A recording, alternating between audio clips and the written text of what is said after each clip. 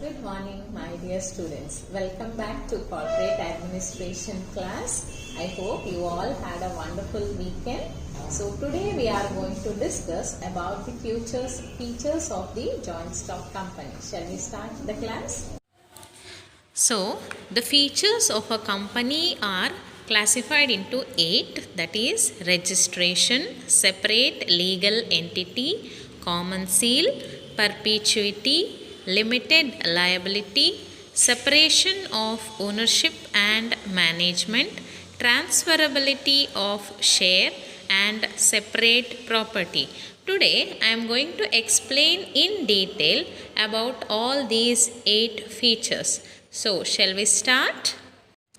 So now our first point is, as you all can see, company registration. See, a company has to get itself registered under the Companies Act 2013. Then it will be getting a certificate of incorporation from the Companies Act. Only then it can start its business activities. If it is not getting any certificate and if you start the business without following the legal formalities, any time the company might be seized down. You will not have legal license to start your business. I hope you all understood. Shall we move on to the second point? Second point is separate legal entity. See, separate legal entity means the company and shareholders are always separate. See, even though the shareholders are the owners of the organization, their personal accounts should be separate and the company's account should be separate. Whatever properties purchased, it should be in the name of the company only. It cannot be in the name of the shareholders. That is why we call it as a separate legal entity. Okay. So all the shareholders will be on to the one side and the company as an artificial person will be on the other side.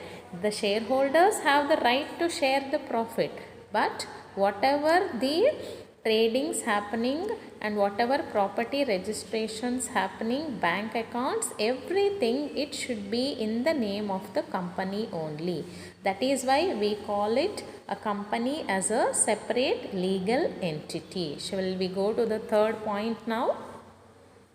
So the third point is company's common seal. See, when you purchase or sell a property, you have to put your signature, then only it is valid.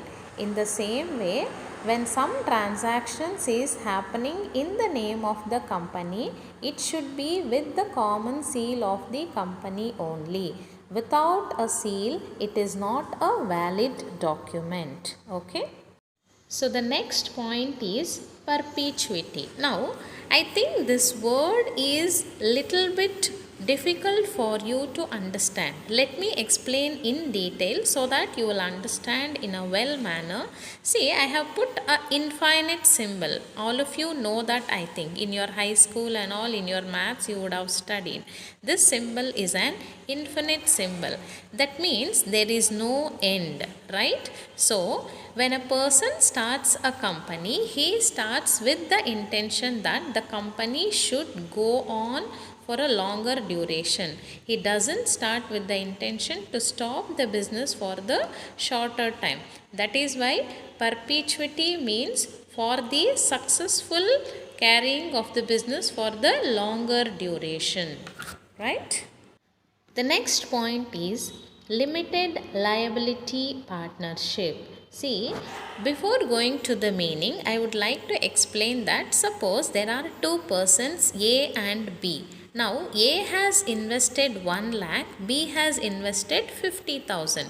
So, their ratio will be 2:1, right? In the same way, now suppose there is a profit for the organization. Say the profit is around 20,000. Now, it should be divided in 2:1 ratio, right? In the same way, when the company has the loss also, they cannot share it equally. They have to share in their investment ratio, that is called as limited liability. Whenever the company is under loss or closing down of the company, whatever the amount invested by the partners or the shareholders, they will be limited to that extent only, not to the maximum extent, right? And their personal properties will not be liable, only their investment will be liable. We'll move on to the next point, separation of ownership and management. See, the ownership and management is always different. The management will try to maximize the profit, and the ownership are the people who are investing the money. So, always the accounts, transactions, whatever they are doing, the ownership and the management should maintain a separate accounts. Next, transferability of shares. See, when you are a shareholder of a company, you need not be a shareholder forever. Suppose you are in need of money, immediately you can sell your shares to some other person and you can get your investment back, right? So that shares can be transferred from one person to another without any restriction. So the last point is separate property. See, a company being a legal person is capable of owning, enjoying and disposing of property. Like an artificial person, a company can have all the properties in its name, and whenever they are not in need or the life of the asset is over, they are able to sell it. So the company is always treated as a separate property. So we have come to an end of today's class. I hope all of you understood all the points. To make it easier for you, for each and every point, I have tried to put some slides so that easily you can grasp and it will be in your memory for a longer duration.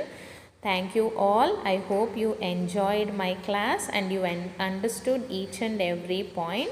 So as usual, I am repeating the same point.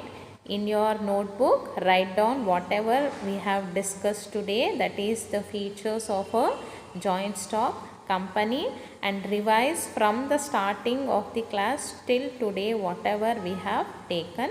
And tomorrow we will be coming up with a new topic and we are going to discuss in detail. Thank you everyone.